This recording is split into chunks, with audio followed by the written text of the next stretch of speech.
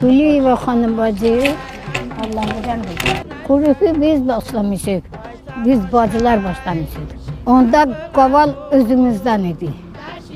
Anamız qoyun keçi dərisində bizim için qaval düzəldirdi. Bizi evdə saxlayanda mesela gecələrlə uşaqlar yığardı evimizə. Onda çox söhbətlər edərdi, çünki çalıb oynayardı. Bizi toylara aparırdılar. Onda çalğı yox idi, açıqzad yox idi. Ancaq toyları bu mahnələrlə keçirlərdi. 45 yaşda, 50 yaşda pensiya çıxmışam. Belə bu qrupla məşğul olmuşam. Mən 4-cü sinifdə, 3-cü sinifdə Lənkəran mahnısını mən oxudum. Lənkəran dağlarında indidə qar var, Çiçəkgil bağlarında heyva var, nar var. Lənkəranın elləri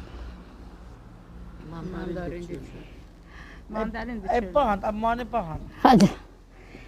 Lənkəran dağlarında indidə qar var, Çiçəkgil bağlarında heyva var, nar var. Lənkəranın elləri, mandanın durçunları, hamşirin dilləri.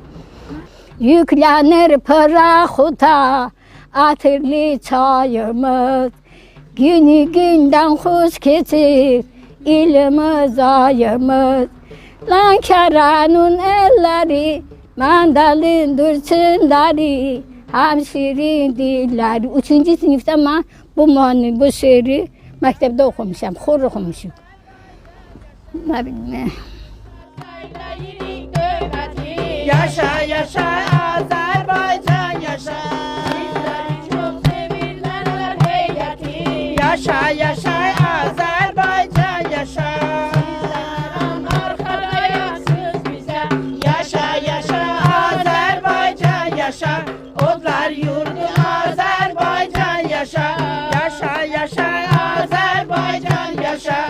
Otlar yurdu Azerbaycan yaşa. Yaşa yaşa Azerbaycan yaşa.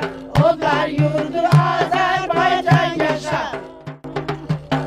Belə işlər.